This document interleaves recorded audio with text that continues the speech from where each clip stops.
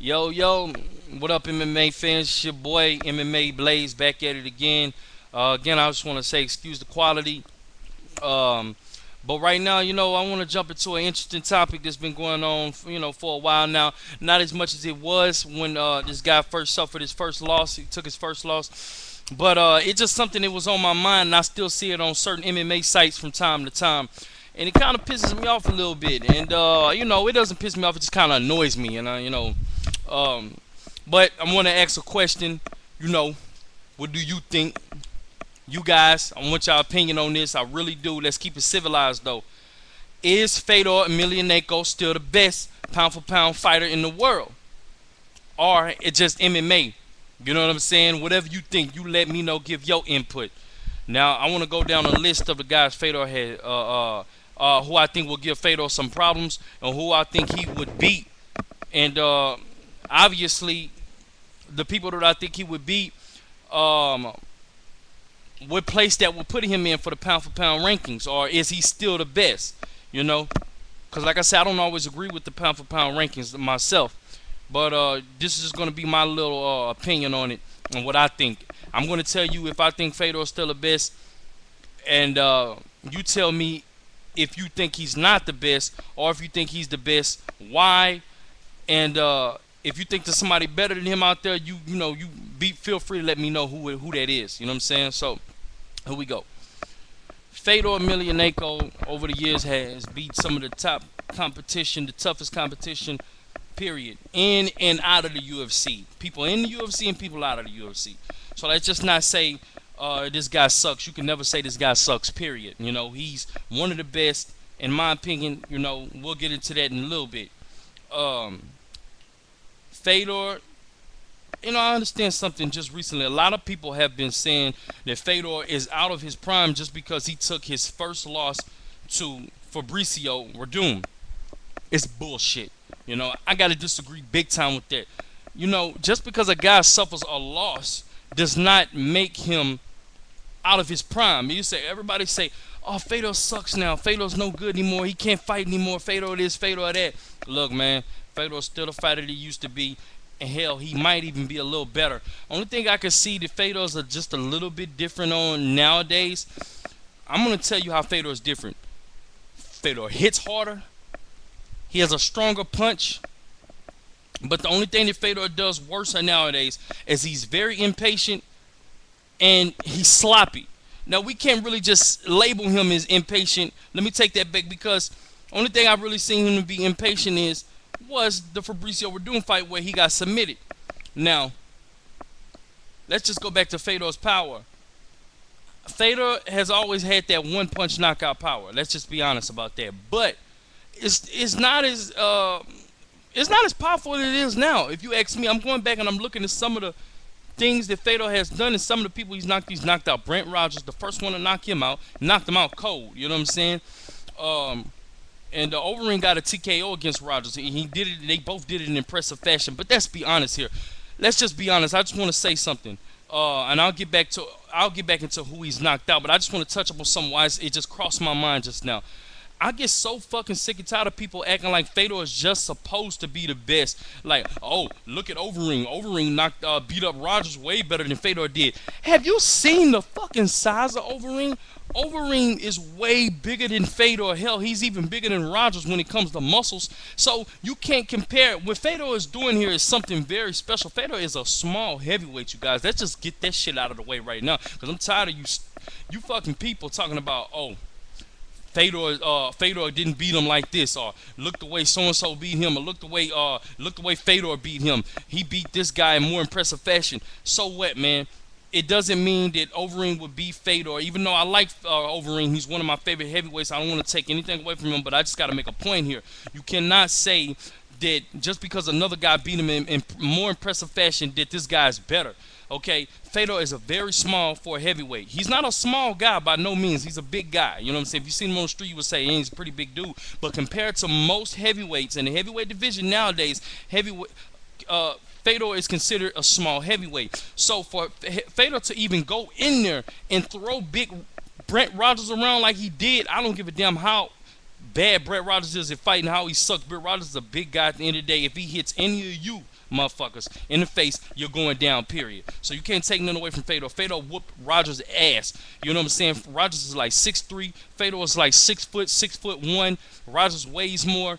And, you know, Rogers was just on a knockout tear. Fedor went in there and threw his ass around like a rag doll. A lot of you say that Brett Rogers was beating Fedor in round one. Bullshit. Fedor whooped his ass. He threw more combinations. Rogers didn't even let his hand go. Only thing Rogers did to Fedor is when he got on top of Fedor, he threw some bitch-ass ground and pound, which did nothing to Fedor.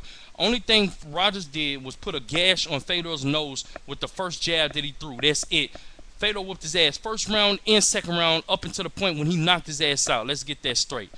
Alright, let me calm down on that. You know what I'm saying? I'm getting all into it. But nah, yeah, you know what I'm saying? Let's just back up to who he's knocked out. He's knocked out Arlovsky. And just the way that he's done it. You know, I've never really seen Fedor just hit a guy one time and knock him out cold. He's knocked out two guys cold now. You know, and if you ask me, Fedor has, you know, his punch is a lot stronger than he used to be back in the prior days. But if you ask me, Fedor was more patient in the prior days. He went for submissions. He didn't care if the fight went all 5 rounds, all 3 rounds. Nowadays, I'm kind of seeing in Fedor, he just wants to get you out of there real quick. I don't know if that's just because he wants to impress the American fans. I really don't know. I don't know what's going through Fedor's head. But I do know you can't take anything away from Fedor. Overeem is a huge motherfucker, man. He's huge. He's gigantic, okay?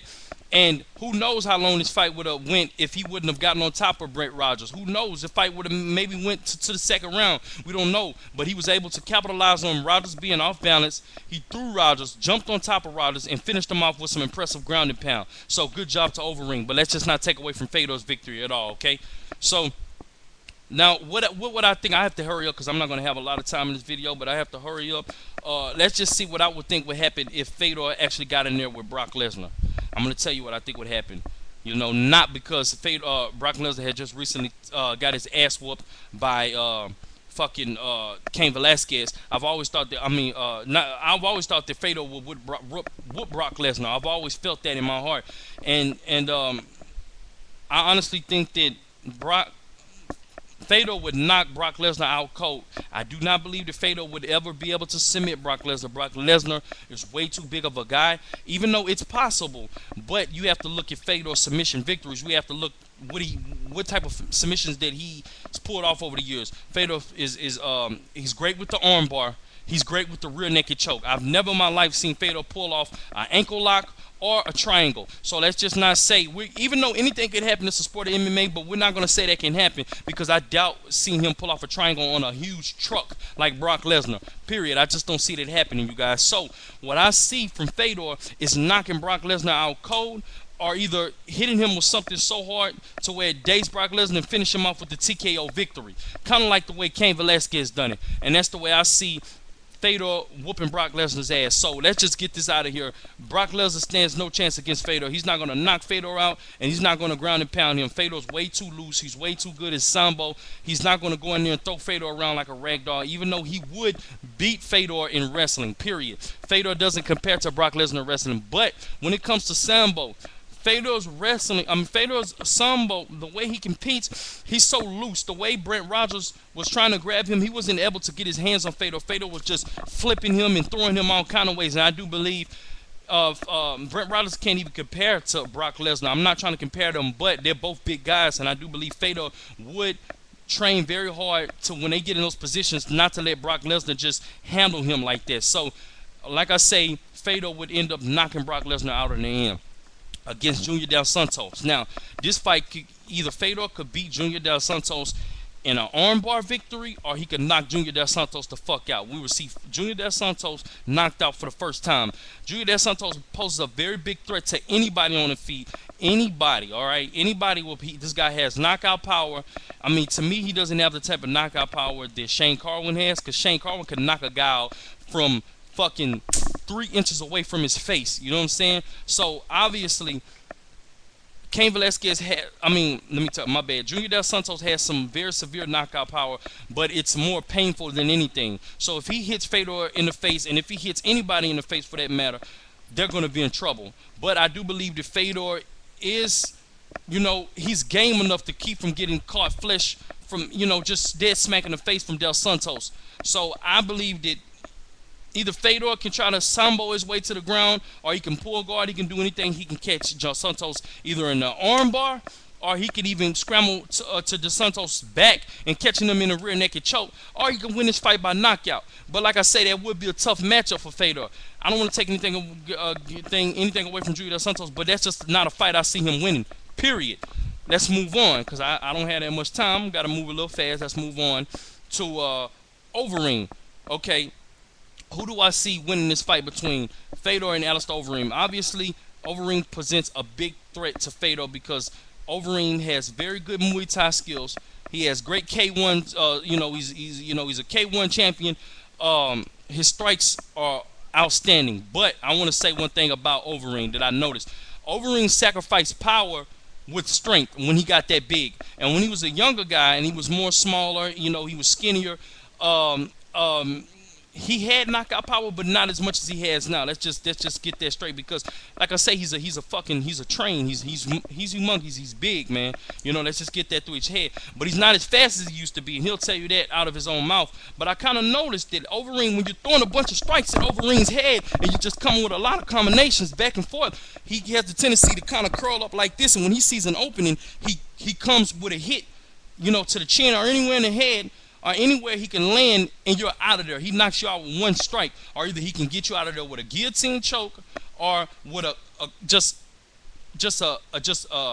fucking vicious knee. Let's just be honest. This guy's knees are outstanding. He can knock you out with a flying knee. He can knock you out with a knee. Period.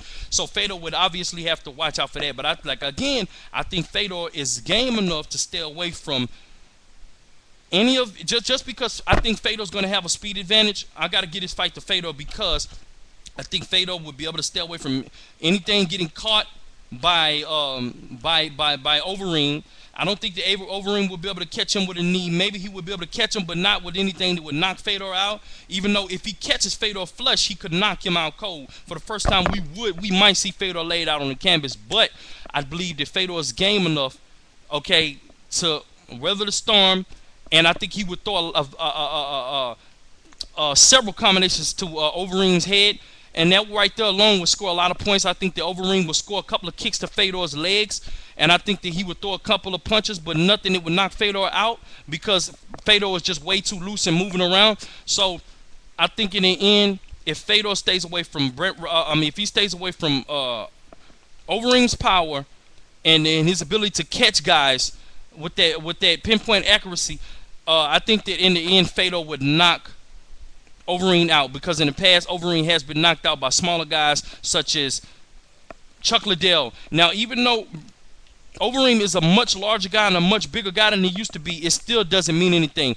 You can work out all you want to, but you cannot work your chin out. Period. You can't change your chin. And for all I know, Overeem, it's a mental thing too. Sometimes when guys are not expecting a punch, they can get knocked out by a punch that they don't see coming. So it's a mental thing. When you're going in there and you're trying your best not to get knocked out, it can help you not to get knocked out as well. Now I think that would help Overeem, but since Overeem has been knocked out a couple of times in the past, I just think that Fedor knows that in the back of his mind somewhere, and I think that would play into Fedor's victory. I think that it will go a lot like the Brett Rollins fight, and somewhere along that, Fedor will get the knockout victory against Alistair Overeem. I don't see him submitting Overeem. Anything's possible, but like I said, I just don't see it. Overeem can win this fight by knockout or either by guillotine choke.